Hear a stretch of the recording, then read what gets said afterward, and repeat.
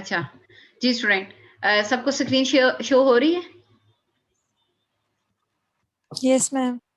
अच्छा जी मैं जरा स्टूडेंट से पूछती हूँ जी, जुहेब आप बताएंगे मुझे स्टूडेंट, बताएं स्टूडेंट ये क्वेश्चन नंबर 22 कैसे सॉल्व होगा? जी गिवन दैट द इक्वेशन, पढ़ें जरा क्वेश्चन नंबर 22 को।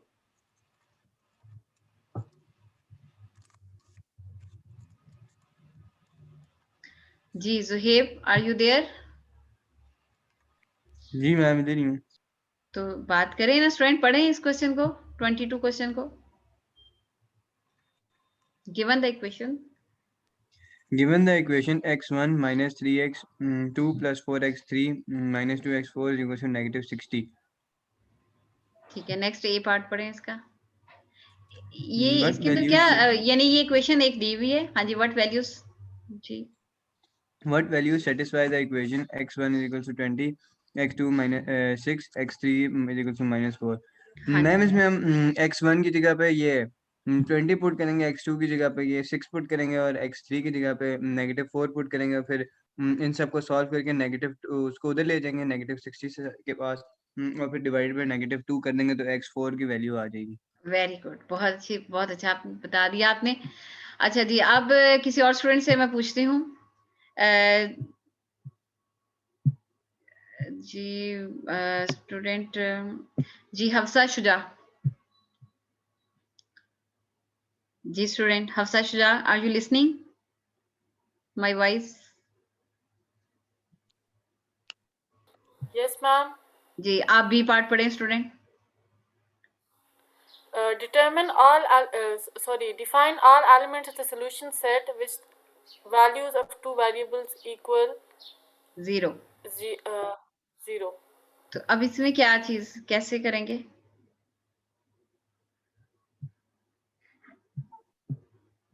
इसका क्या मतलब है? Determine all elements of the solution set for which the values of three variables equal 0. क्या करेंगे अब हम? अभी हमने एग्जाम्पल की थी ना पीछे,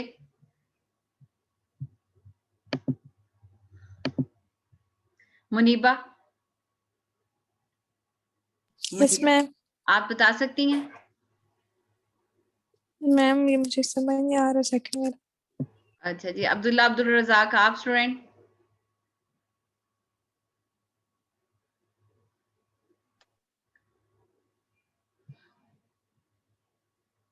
अहमद अयास, कोई स्टूडेंट बता दे चले। एक्सक्यूज मैम, यस इसमें हम पहले x1 x2 x3 की वैल्यू को 0 आप अपना के स्टूडेंट इक्वल पहले लेंगे। अपना नाम बताइएगा स्टूडेंट। नसीर अहमद। मैम नसीर अहमद। ठीक है जी नसीर अहमद है, ठीक है। और मायरा आप अपना माइक को म्यूट कीजिएगा। अच्छा जी जी नसीर। मैम इसमें हम पहले x1 x2 x3 की वैल्यू को इक्वल के इक्वल के पुट करेंगे। हाँ जी इज इक्वल टू 0।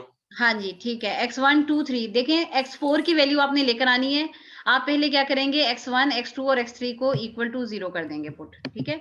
यानी ये आपका पहला पार्ट हो जाएगा कि आपने Yes, उसके अंदर x1 को और yes, ma'am. x2 को और x3 को 0 पुट करना है, ठीक है। और आपके पास जो है यहाँ पे आपके पास जो भी रिजल्ट आ जाएगा उसमें आपने x3 को 0 पुट कर देना है, तो आपके पास रिजल्ट जो है ना वो यहाँ पे x4 की वैल्यू आ जाएगी, ठीक है। इस इक्वल टू क्वेश्चन मार्क कर देती हूँ मैं कि आप इसी तरीके से आपने सारी x की वैल्यूज निकालनी है, ठीक है। मतलब फिर आपने x3 की वैल्यू निकालनी है, उसके लिए आप क्या करेंगे कि x1 2 और 4 को 0 कर देंगे, ठीक है। फिर थर्ड पार्ट में आपने x2 की वैल्यू निकालनी है 0, तो उसके लिए आप क्या करेंगे कि x1 और 3 और 4 को 0 कर देंगे ताकि x2 की वैल्यू निकल आए, ठीक है। फिर सिमिलरली आप x1 की जब वैल्यू निकालेंगे तो आप 2 3 4 को 0 कर देंगे और x1 की वैल्यू आ जाएगी, ठीक है। मतलब इसका ma'am zero means ma'am zero means कि हम x को 0 पुट करेंगे हाँ जी या इक्वल्स टू 0 इक्वल टू 0। ठहरे मैं Excuse अभी me, आपको ma'am. ना एक मिनट ठहरे स्टूडेंट, मैं अभी आपको Ma'am, values एग्जाम्पल कुछ की नहीं तरफ हम लेकर जा रही हूँ जो पाते मैंने अभी हैं। आपको सॉल्व कराई थी, ठीक है। उसे क्यों 0 करें हम? नहीं ये जरा देखिएगा। जी स्टूडेंट, ये आंसर देखें, मैं दोबारा से वापस इसी एग्जांपल की तरफ जा रही हूँ। ये देखें, given that the equation 2x1 plus 3x2 minus x3 plus x4 is equal to 16. Second part है, determine all members of the solution set which have the values of 0 for the 3 of the 4 variables. ठीक है, आपने ये कहा कि इसने कहा कि ठीक है ये बी पार्ट है, ठीक है, आपके पास ये इक्वेशन लिखी हुई है इस बी पार्ट के अंदर, यहाँ पे देखिएगा, तो इसके अंदर है 2x1 plus 3x2 plus x3 plus x4 is equal to 16 है। इसमें से कहा कि पहले मैंने x4 निकालना है, ठीक है, तो x4 के लिए x1 is equal to x2 is equal to x3 is equal to 0। Equation के अंदर x1, 2 और 3 की जगह पे 0 पुट कर दिए, x4 की वैल्यू आ गई, ठीक है। तो आप इसे लिखेंगे कैसे, 0, 0, पहली 3 वैल्यूज, जब आपने चौथा नंबर की वैल्यू निकालनी है, आपके जहन में होना चाहिए पहले मैंने x4 की वैल्यू निकालनी है तो बाकी सारे मेंबर 0 कर दूंगी, फिर जब मैंने x3 की वैल्यू निकालनी है तो उसको छोड़ देना है, बाकी आपने x1, 2, 4 को 0 कर देना है। जब आपने x2 को निकालना है तो आपने फिर x1, 3 और 4 को 0 कर देना है। जब आपने x1 निकालना है तो आपने 2, 3 और 4 को 0 कर देना है। और इनको लिखना कैसे है, जैसे इसको अब हम एक इस पेयर को लिखेंगे इस तरीके से कि x1, 2, 3 की वैल्यूज, x1, 2, 3 की वैल्यू तो 0 और 4 की जगह पे आप 16 पुट कर देते हैं। ठीक है, इस पॉइंट की आपको समझ आ गई स्टूडेंट? ठीक है, फिर बाद Yes, में ma'am. दूसरे वाले पार्ट में आप क्या करेंगे, अब आपने सेकंड, फिर आपने ये निकालना है तो उसके लिए आप पहला और दूसरे को और चौथे को 0 कर देंगे, ठीक है, तीसरे को आप छोड़ देंगे, उसको नॉन 0 रहने देंगे। बस आप कहेंगे कि x1 is equal to x2 is equal to 4, x4 0, तो आपके पास x3 की वैल्यू आ जाती है -16। ठीक है, सिमिलरली आपने जितने वेरिएबल्स है ना तो उतने ही आंसर्स निकलेंगे।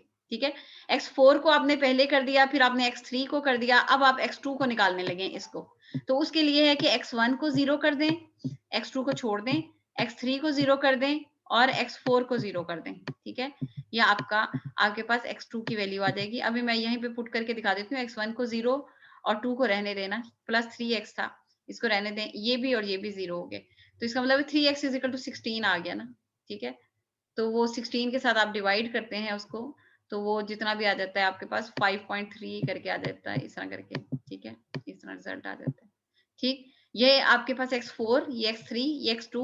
अब सिमिलरली आपने x1 जब निकालना है तो आपने इसको नॉन 0 रहने दें, बाकी x2 को 0 कर दें, x3 को 0 कर दें और x4 को 0 कर दें। ठीक है, तो अभी मैं इसमें पुट कर देती हूँ कि ये जितना भी एंड वाला पोर्शन है ये सारा 0, x2, x3, x4 0, तो यहाँ पे 2x रह जाता है, 2x इज इक्वल टू 16, तो 2x के साथ डिवाइड कर दिया तो आपके पास x1 की वैल्यू 8 आ जाती है। ठीक है, समझ लगी स्टूडेंट?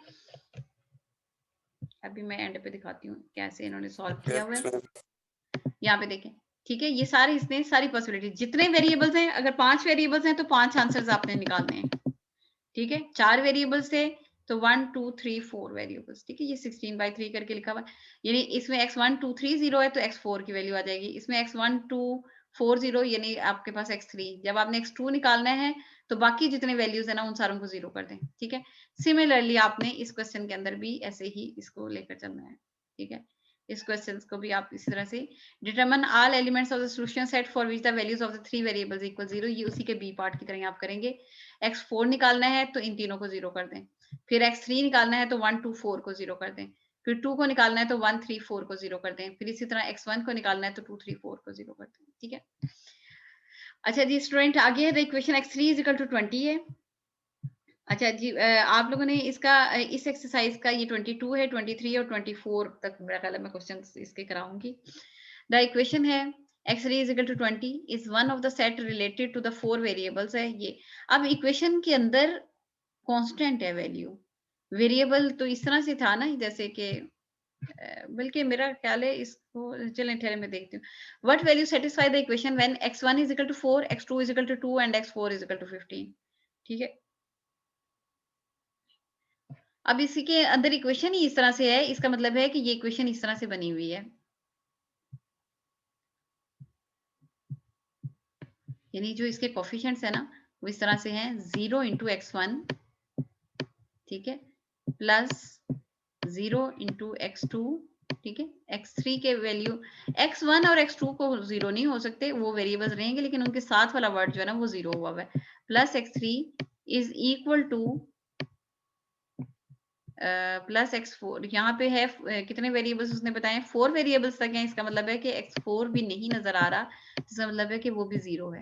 ठीक है, 0 इंटू x4 है, that is equal to total आपके पास आ जाता है 20। ठीक है, ये इस तरह इनफैक्ट ये इक्वेशन है। वो जो 3 वर्ड डिजिट्स है ना वो हाइड वेरिएबल्स हुए हैं क्योंकि 0 से मल्टीप्लाई हो गया। What value satisfy the equation when x1 की वैल्यू 4 हो, x2 की वैल्यू 2 हो, x4 की वैल्यू 15 हो। आप यहाँ पे वैल्यूज को पुट भी कर लें, यहाँ पे 0 इंटू 4 कर दें, ठीक है, 0 इंटू 2 कर दें और x4 की वैल्यू 0 इंटू 15 भी कर दें, तब भी रिजल्ट क्या आएगा आपके पास स्टूडेंट? तब भी आपके पास x3 इज इक्वल टू 20 ही आएगा। ठीक है ना, क्योंकि 0 ने मल्टीप्लाई कर दिया x1 को, 0 मल्टीप्लाई बाय 4, यहाँ पे मैं फिल करके दिखा देती हूँ आपको कि आपने ये कहा कि 0 को अगर मैं x1 की जगह पे इस तरह से पुट कर दूं, प्लस फिर आपके पास 0 तो अपनी जगह पे ही है मौजूद, और x2 की वैल्यू अगर आप पुट भी कर देते हैं, x2 की वैल्यू है 2, ठीक है, आपने वो पुट कर दी, प्लस कर दिया, x3 की उसने वैल्यू नहीं दी हुई, x3 एज इट इज है, और x4 की वैल्यू भी उसने दे दी, प्लस लेकिन 0 साथ मल्टीप्लाई हो रहा है, ठीक है, और x4 की है वैल्यू 15 इज इक्वल टू 20।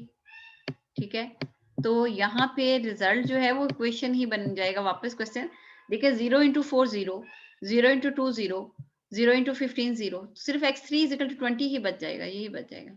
ठीक है, तो what value satisfy the equation when x3 is equal to 10। तो ये देखें, अगर आप x3 की वैल्यू 10 यहाँ पुट करते हैं, ठीक है, अब यहाँ वर्ड है ना x3 इज इक्वल टू 10, ठीक है, और इक्वेशन जो है वो है x3 is equal to 20, question ये है, ठीक है, x3 इज इक्वल टू 20।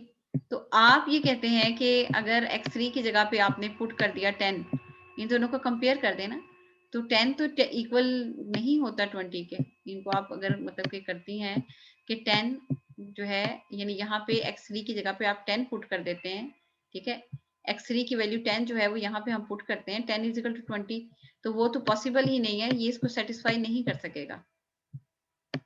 ठीक है, तो इसमें इसकी सेटिस्फेक्शन नहीं होती, मतलब ये है कि इसमें आप इसको what value satisfy the equation when x3 is equal to 10, no. अच्छा, determine all elements of the solution set for which the values of 3 variables equal to 0। तो ये भी स्टूडेंट ऐसी है कि ये आपने इक्वेशन बनानी है, इसमें आपने उसी तरीके से कि ये वैल्यूज लेके कि पहले आपने 4 की वैल्यू को बनाना है, तो आप इस तरह करेंगे 1 2 3 को 0 करते हैं, लेकिन यहाँ पे रिजल्ट नहीं आपको मिल सकेगा। x4 is equal to 0, 0 into x4 is equal to 20, बस इस तरह से लिख सकते हैं आप। ठीक है, अच्छा जी, अब यहाँ पे देखें आगे, क्वेश्चन नंबर है 24 है, ये एग्जाम्पल है आपकी, जैसे हम पहले कर चुके हैं उससे रिलेटेड आपने इसे करना है। ठीक है, ये 24 जो क्वेश्चन है ना, ये मैं यहाँ पे आपको दिखाती हूँ लेक्चर नंबर 7 में जी, यहाँ से मैंने एक्सरसाइज को किया था।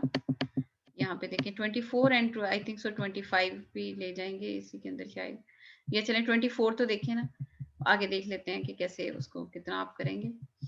अच्छा, प्रोडक्ट है, मिक्स है, a company manufactures the 2 products. ठीक है, मैं थोड़ा सा इसे जूम करके ऊपर करती हूँ ताकि आपको क्लियर नजर आ जाए जी। अच्छा जी, अ कंपनी मैन्युफैक्चर 2 प्रोडक्ट्स, यहाँ पे भी 2 प्रोडक्ट तैयार कर रही है company A and B. Each unit of A requires 3 labour hours and each unit of B requires 5 labour hours. ठीक है, डेली मैन्युफैक्चरिंग कैपेसिटी जो है वो 1, पिछले वाले क्वेश्चन में 120 आवर्स थी ना, यहाँ पे 150 आवर्स है। ठीक है, तो उसके अंदर वीक का दिया हुआ था टाइम, यहाँ पे ऐसी कोई सिचुएशन नहीं है, जितने भी दिन लगे लेकिन 150 लेबर होनी चाहिए। इफ एक्स डेली जो है मैन्युफैक्चरिंग कैपेसिटी जो है ना वो 150 लेबर आवर्स है। If x units of product A and y units of product B, यानी कि उसने कहा है कि इक्वेशन आपने जनरेट करनी है, एक्स के साथ आप जनरेट कर दें, प्रोडक्ट ए को एक्स कह दें, प्रोडक्ट बी को आप वाई कह दें, और प्रोडक्ट ए जो है आपको पता है कि वो 3 के साथ मल्टीप्लाई होगी और प्रोडक्ट बी जो है वो 5 के साथ, यानी 3x plus 5y is equal to 150। अच्छा जी, अब मैं इसको पढ़ भी देती हूँ। If x units of the product A and Y units of product B are manufactured each day and all labor hours are to be used, determine the linear equation required to use the 150। ये मैंने अभी आपको पढ़ के ही सुना दिया है। How many units of the A can be made each day if 25 unit of B are manufactured each day? ठीक है, तो यहाँ पे Y को फिक्स कर दिया 25, तो आप A की प्रोडक्ट निकाल लेंगे. तो how many units of A can be made if each week if 12 units of B are manufactured each day? ठीक है, आपने यहाँ पे ये करना है कि A के यूनिट को 12 लिख देना है, लेकिन एट द एंड पे जाके 5 से मल्टीप्लाई कर देना है, क्योंकि उसने वीक डे डेली बेसिस, ये डेली बेसिस पे बात हो रही थी ऊपर ईच डे के हिसाब से, यहाँ पे ईच वीक की बात हो रही है. जो रिजल्ट आपके पास आएगा उसे आप 5 से मल्टीप्लाई कर देंगे. ठीक है स्टूडेंट, अब इससे रिलेटेड आपसे जो क्वेश्चन हो सकते हैं वो आप कर लेंगे, जो नहीं हो सकते वो छोड़ दीजिएगा. ठीक है, आप इसको पढ़िएगा बाकी क्वेश्चंस को, लेकिन ये 24 तक तो मस्ट है. ठीक है, उसके बाद आप लोग पढ़ते जाएं, और 5-6 क्वेश्चंस ये और हैं, ज्यादा नहीं है. ठीक है, तो ये आपके अपने करने वाले, मतलब मैंने 24 तक क्वेश्चंस जो है कंटिन्यूअसली आपको कराए हैं 2.1 के. बाकी जो है आप लोगों ने अपना पॉइंट्स को क्लियर करना है, और उसको अच्छे तरीके से, जो नहीं हो सकते वो मुझे बता दीजिएगा, जो उससे नहीं हो सकते. अच्छा जी, अब हम आ जाते हैं जो हमें जुहेब ने कहा था जी, ग्राफिकल कैरेक्टरिस्टिक के बारे में. ग्राफिकली तौर पर इक्वेशंस को ड्रॉ कैसे करना है उसके बारे में अभी हम डिस्कशन करते हैं जी. ग्राफिकल जो है ना स्टूडेंट, इसमें 2 वेरिएबल्स को हम ले रहे हैं. ठीक है, एक्स और वाई को 2 डायमेंशन को ले रहे हैं, 3 डायमेंशन को अभी हम नहीं ले रहे हैं. ठीक है, उसको ड्रॉ करने का एक तो बहुत मुश्किल तरीका है. ठीक है, हर पॉइंट को कैलकुलेट करना और फिर इस तरह से पॉइंट टू पॉइंट चलना. ठीक है, उससे कैलकुलेशन थोड़ी सी टफ आती है. ठीक है ना, जैसे कि एक पाथ है. ठीक है, मैं आपको ऐसे एग्जांपल करके बताती हूँ.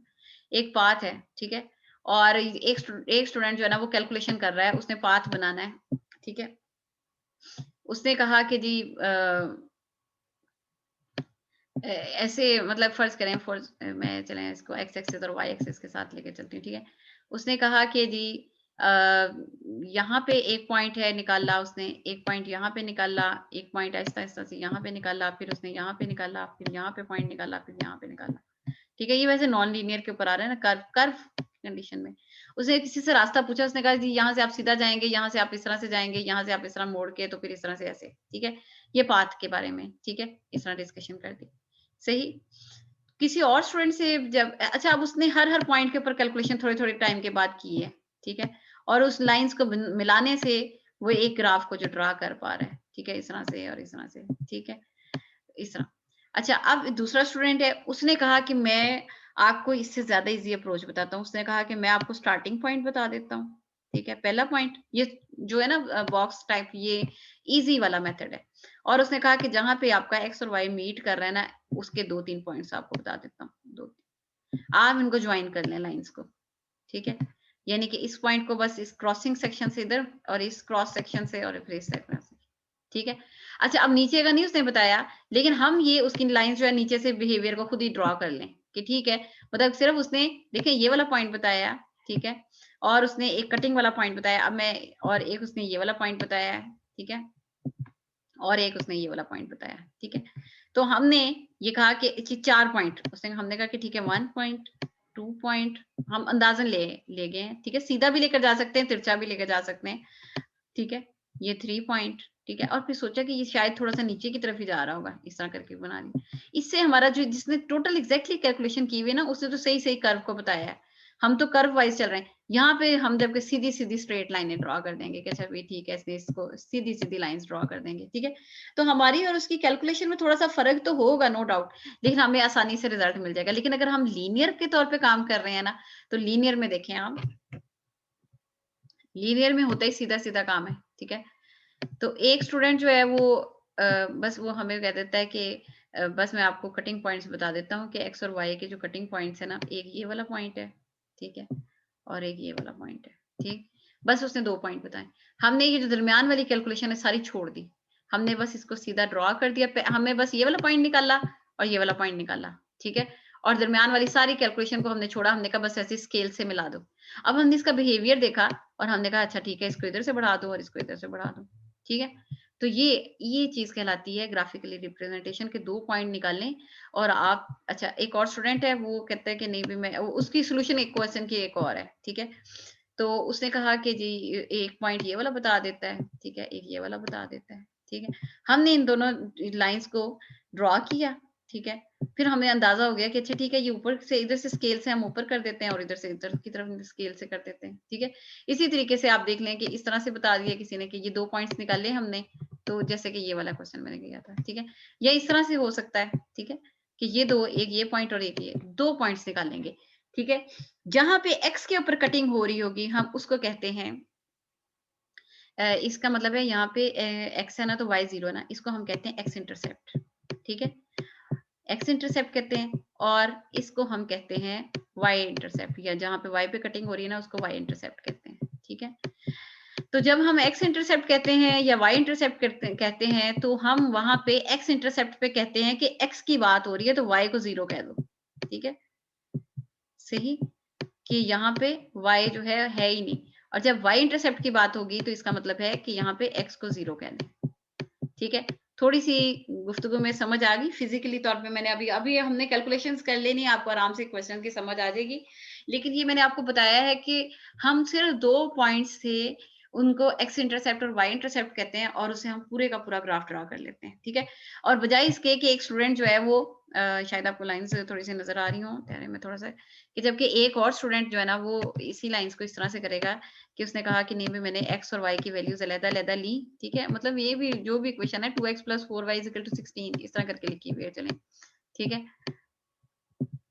तो वहां पे हम अपनी मर्जी से, उसने कहा कि मैं x की वैल्यूज जो है आम जो है ना मेथड वो -1 -2 एंड -3 और सिमिलरली +1 +2 और +3। हर स्टूडेंट जो है ना जिसको ग्राफ ड्रॉ नहीं करना आ रहा वो अगर ये x की वैल्यूज ले ले, उसके रिजल्ट में y की इसमें ये वैल्यूज पहले -3 पुट करे तो फिर उसे इधर लेकर जाए और y का 4 से डिवाइड करे, जो y का रिजल्ट आया ये, फिर -1 पुट करे, फिर जो y का रिजल्ट आए, इस तरह करके। तो इसके ऊपर जो 2 4 करके जिस तरह से भी जितने भी इसके पॉइंट्स बनते हैं ना x और y के, ठीक है, मतलब इसका x, y, इन दोनों का रिजल्ट, इन दोनों का रिजल्ट करते करते सारे पॉइंट्स लिखे और फिर उनको ड्रॉ करे, ठीक है, और फिर वो रिजल्ट इसी तरह का लेकर जाए, ठीक है। तो ऐसी कंडीशन में, और वो वाला स्टूडेंट जो सिर्फ पहला पॉइंट और आखिरी पॉइंट एक्स इंटरसेप्ट और वाई इंटरसेप्ट करके तो सारे पॉइंट्स दरमियान वाले ये जो सारी कैलकुलेशन है इसकी उसको जरूरत ही नहीं है, उसको बस ये एक दफा x चाहिए 0 और एक दफा से y 0 चाहिए, ठीक है। और 2 पॉइंट्स के ऊपर वो सारे का सारा ग्राफ ड्रॉ कर लेता है, तो उसको हम ग्राफिकली तौर पे इजी अप्रोच कहते हैं रिप्रेजेंटेशन की, ठीक है। अच्छा जी, अब जरा देखते हैं क्वेश्चन को पढ़ते हैं। मैं थोड़ी सी इसकी स्टेटमेंट डेफिनेशन देख लूं। A linear equation involving the 2 variables है graphically as a straight line in 2 dimension है। To graph this type of the linear equation number 1 identify the plot and any point है, ये कनेक्ट है, ठहरे मैं जरा देखना चाह रही हूँ कि कोई इसमें खास बात नहीं है, थोड़ा सा इक्वेशन की तरफ ही आते हैं। 2x + 4y = 16, ठीक है, इसका ग्राफ आपने बनाना है। Is found by first identifying the 2 pairs of the values x and y, ठीक है। हमने ये कहा कि इसके अंदर हम x इंटरसेप्ट और y इंटरसेप्ट निकालते हैं। मैं जरा देखना चाह रही हूँ कि ये एग्जांपल उसने सही से बनाई हुई है। अच्छा, चले मैं यही सामने इसकी सॉल्यूशन करके दिखा देती हूँ ताकि अगर कोई प्रॉब्लम भी हो जी। ये मैं अभी ऊपर वाली लाइनें बाद में पढ़ती हूँ, ठीक है, पहले मैं आपको बता दूं। इक्वेशन थी आपके पास एग्जांपल की 2x प्लस, अच्छा स्पेस यहाँ पे मिल गई वरना फाइल ओपन कर वर्ड फाइल ओपन करनी पड़ती मुझे। 2x + 4y = 16, ठीक है। आप सारे स्टूडेंट इसी तरीके से सॉल्व करेंगे, ठीक है। अंदर कोई स्टेप मिस भी है तो उसको छोड़ेंगे आप और इग्नोर करेंगे और आपने इसी तरीके से सॉल्व करना है। अच्छा, आप सबसे पहले निकाल लें एक्स इंटरसेप्ट, ठीक है। एक्स इंटरसेप्ट का मतलब है, आप लोग अपनी कॉपीज पे साथ साथ इसके नोट्स बनाते जाएं। आप लोगों ने सारे ये जो स्टेप्स है ना इसको फॉलो करना है, ठीक है। एक्स इंटरसेप्ट के साथ ही आप ब्रैकेट में लिख देंगे इट्स मीन के y 0, ठीक है, स्मॉल y = 0, ठीक है। अच्छा, y अगर 0 है तो इसका मतलब है कि आपने इस इक्वेशन को लिखा 2x + 4y 4 और y की जगह पे आ गया 0 = 16। आपने यहां से x की वैल्यू निकाल लेनी है।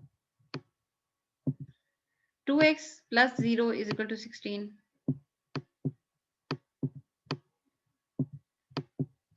तो फिर 2x = 16 और फिर 2 से डिवाइड किया तो आपके पास रिजल्ट जो है वो आ जाता है 8, x के साथ आपने ये स्टेप थोड़ा सा मैं बोलने में बता रही हूँ, तो आपके पास आ जाता है x की वैल्यू आ जाती है 8। अब जो आपके पास x इंटरसेप्ट का पॉइंट है, ठीक है, अब आपके पास यहाँ पे x इंटरसेप्ट का जो पॉइंट बनता है, ये पूरा वर्ड जो है x इंटरसेप्ट पूरा लिख लीजिएगा। उसके आपके पास x और y जो बनते हैं, x बनेगा 8 और y बनेगा 0। x8 और y जो है वो बनेगा 0। ठीक है, y 0 है, x8 आ गया आपके पास। सिमिलरली आपके पास ये पहला पॉइंट है, सेकंड पॉइंट है y इंटरसेप्ट। आप इसके नीचे भी लगा सकते हैं, लेकिन मेरे पास जरा यहाँ पे जगह है तो मैं यहाँ पे आपको लिख के दिखा देती हूँ कि y इंटरसेप्ट। y इंटरसेप्ट का मतलब है कि x को 0 कर दें। इसी इक्वेशन के अंदर आप x को 0 कर देंगे।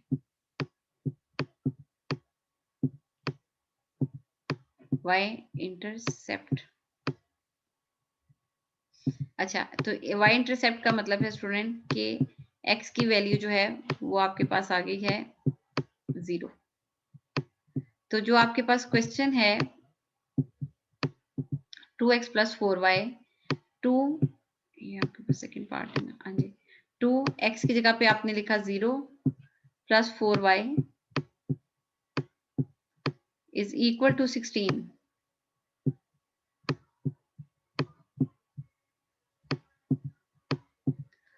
तो इसका मतलब है 2 × 0 0 हो गया, तो ये 4y = 16 आया। मैंने आपको पहले ही बताया, मैं अगर कुछ स्टेप स्टूडेंट छोड़ भी रही होंगी तो आपने नहीं छोड़ने, ठीक है। अच्छा, दोनों साइड पे 4 से डिवाइड कर दिया तो आपके पास रिजल्ट आ जाता है 4, ठीक है। 4 4 से 16 होता है, y = 4। तो ये आ गया आपके पास। इसका मतलब है अब आपने लिखा कि y इंटरसेप्ट जो है ना वो आपके पास आ जाता है इंटरसेप्ट, वो आपके उसके भी यानी x y के पॉइंट्स बनते हैं। सेप्ट y इंटरसेप्ट स्टूडेंट PT। अच्छा जी, इसके जो पॉइंट्स बनते हैं वो आपके पास x, y आ गए, ठीक है, और वो आपके पास बन जाते हैं x है 0 और y है 4।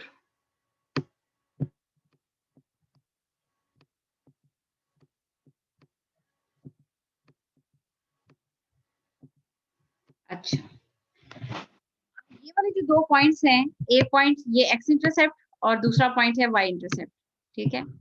आपने इसका पहला डिजिट देखा 0 और 8, x जो है ना 0, इसका मतलब है जब आपने टेबल अपना ड्रॉ करना है, मैक्सिमम जो उसकी लेंथ है ना वो 8 तक जाए, y एक्सिस जो है ना वो मैक्सिमम उसकी हाइट 4 तक जाए, ठीक है। आप अपनी मर्जी से टेबल जो है वो जनरेट कर सकते हैं स्टूडेंट। तो इसमें जैसे उसने 5 का टेबल चला दिया है, ठीक है, x एक्सिस है, ये y एक्सिस है, 0 5 है और 10 है, ठीक है। और यहाँ पे उसने फिर नेगेटिव में भी वही वाला टेबल चलाया, और सिमिलरली उसे यहाँ हाइट जो है वो 4 तक चाहिए जी, आपकी मर्जी है, आप 1 का टेबल चला दें, 2 का टेबल चला दें। उसने कहा कि नहीं, मैं y भी 5 के टेबल के साथ जा रहा है, ठीक है। अच्छा, अब पहला पॉइंट देखें, x है 8 0, तो x जो है वो 8 अंदाजन कैलकुलेशन करके इधर लिखाया, और y 0 है यानी वो ऊपर को उठा ही नहीं है, वो यहीं पे रह गया, ठीक है, ये वाला पॉइंट सही। सिमिलरली y इंटरसेप्ट में देखें कि x 4 है और y जो है वो 0 है, x 0 है और y 4 है, ठीक है। y की वैल्यू ये 5 है ना, इससे थोड़ा सा कम, ये 4 और ये 0। इन दो पॉइंट्स को बस आपने मिलाना है स्टूडेंट।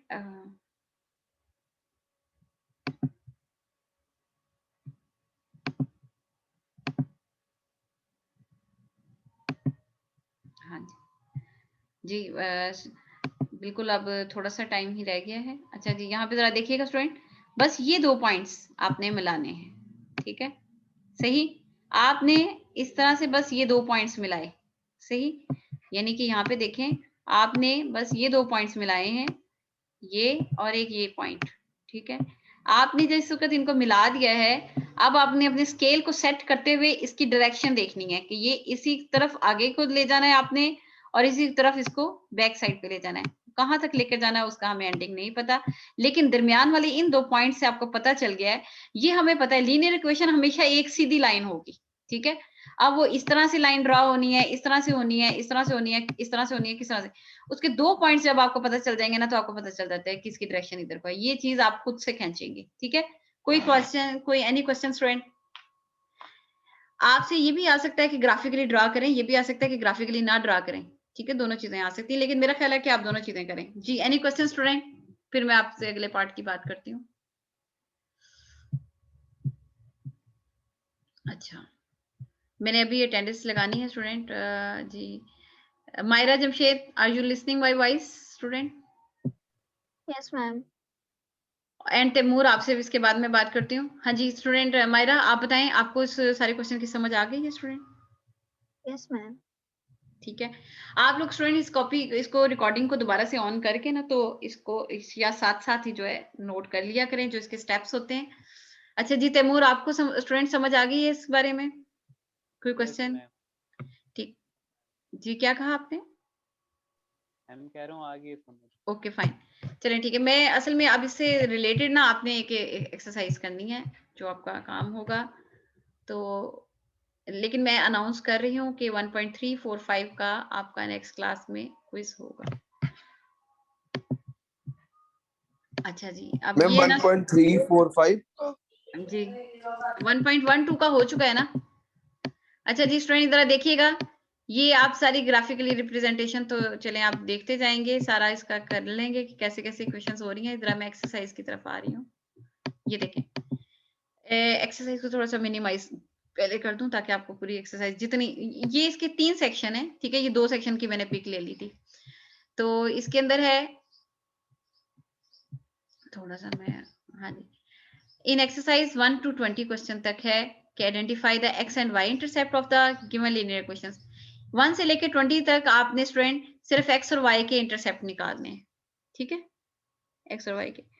जो इजीली क्वेश्चंस हो गए वो आपने मुझे बता दें, यदि कोई क्वेश्चन नहीं हुआ तो आप उसका भी बारे में मुझे बताएंगे। जस्ट लाइक ये 18 20 है ना, जरा डिफरेंस है। यहाँ पे आप देखें, एक्स को एक दफा 0 लेंगे, एक दफा वाई को, बाकी जो वैल्यूज है ना उनके नाम आप कांस्टेंट फर्स्ट कर लें। एक्स और वाई के अलावा जो वैल्यूज है ना, ए डी एफ जी और ये वो, इनके आप हर स्टूडेंट अपनी तरफ से नाम फिक्स कर ले कि मैंने डी को 1 लिया, लेकिन फिर पूरे क्वेश्चन में उसको वही रखेगा, ठीक है। तो इसी तरीके से आप कर सकते हैं, वैसे करके देखिएगा, जो क्वेश्चन नहीं समझ आएगा मैं आपको बता दूंगी। और इसके अंदर स्टूडेंट उसने कहा है कि ग्राफ बनाएं, लेकिन मैंने आपको कहा है कि सारे क्वेश्चन में जब भी आपके पास आएगा ग्राफ आपने बनाना हो या ना बनाना हो, आप एक्स इंटरसेप्ट और वाई इंटरसेप्ट तो निकालेंगे ही। तो अगर आपको ग्राफ का कहा जाता है तो इसका मतलब अंडरस्टूड है कि आप एक्स इंटरसेप्ट और वाई इंटरसेप्ट निकालेंगे, और जो क्वेश्चन आपसे नहीं हो सकेंगे वो हम नेक्स्ट क्लास के अंदर उसके बारे में डिस्कशन करेंगे, ठीक है। अभी ये मैंने आपको दिए हैं, अभी आप लोग अगली नेक्स्ट क्लास में मुझे बता सकते हैं कि ये क्वेश्चन नहीं हुआ। अदरवाइज ये है कि जो मैंने आपको बता दिया है कि जो ई एफ जी एक्स और वाई के अलावा जो भी डिजिट्स है ना, उनको आप अपनी मर्जी से एक दफा फिक्स कर लें। ऊपर आप स्टेटमेंट में लिख दें कि भाई मतलब मैंने ए को 1 ले लिया, बी को 2 ले लिया, सी को 3 ले लिया, इस तरह करके फिर आपने पूरे क्वेश्चन में उसको वही रहने देना। मतलब आप इस तरह की क्वेश्चन आप बना लेंगे ना। एक्स यहाँ पे देखिए ना, अगर आप ये जस्ट लाइक ये देखिएगा, x e y minus e y है और माइनस एच वाई है। आप ई को 2 ले रहे हैं, एच को 6 ले रहे हैं, तो ये -6 और प्लस -7 जो है वो इधर जाके एक वैल्यू बन जाएगा ना। मतलब ई को आपने 2 ले लिया है, एच को आपने 4 ले लिया है, तो -2y -4y इधर आके +4y, तो -2y +4y वो +2y हो जाएगा, ठीक है ना। इस टाइप की इक्वेशन ही बन जाएगी आपकी, ठीक है। इसी तरह कांस्टेंट में ऐड हो जाएंगे, ठीक है। तो आप लोगों ने करना है, और जो क्वेश्चन नहीं होगा यानी इस तरह की इक्वेशन बन जाएगी, फिर आप इसका एक्स इंटरसेप्ट और वाई इंटरसेप्ट ले लेंगे, और इसके अलावा आप मुझसे डिस्कशन भी कर सकते हैं। जी TMH की क्लास है स्टूडेंट जी। Naseer Ahmed present ma'am. Student, आप फर्स्ट क्लास में नहीं थे?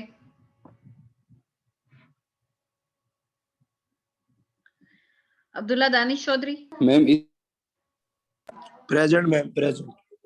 आप भी स्टूडेंट, जो स्टूडेंट लेट है ना वो जरा टाइम पे प्रेजेंट हुआ करें। कंवर मैम मोहम्मद थे तैमूर पिछली क्लास में भी थे। इसी क्लास टाइम पे जरा हुआ करें। कंवर मोहम्मद तैमूर, के अच्छा जी ये आप भी प्रेजेंट है। अच्छा जी Hafsa Shuja Present, ma'am.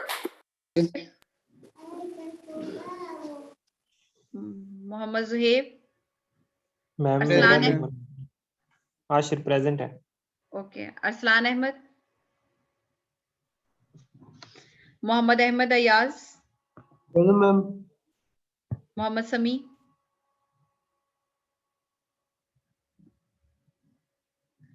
Abdul Wahab, Fatima Noor, Wahaj Aurangzeb, Minhaj Hussain Shahid, Muniba Ali, present ma'am. Sabina Abid, present. चलें Myra ji, Jamshed. Okay, ma'am. Myra Jamshed is present, ठीक है। अच्छा जी स्टूडेंट, अभी आपका 1-2 मिनट रहते हैं तो हम इसी के बारे में ज़रा सा दोबारा से डिस्कशन कर लेते हैं। चलिए मैं आपको एक क्वेश्चन करके दिखा देती हूँ, थोड़ा सा यहाँ से माइनस ज़रा डिफरेंट सा, minus r y is equal to s. ठीक है, आप फर्ज कर दें इस क्वेश्चन के अंदर आप कहते हैं कि लेट लिख लें या इफ लिख लें, जो मर्जी, कि आपने ये चीज सपोज कर ली है, एफ इफ लिख दें, या अगर आपको गिवन कर दी जाती है तो फिर आपको वही लिखनी होगी, अदरवाइज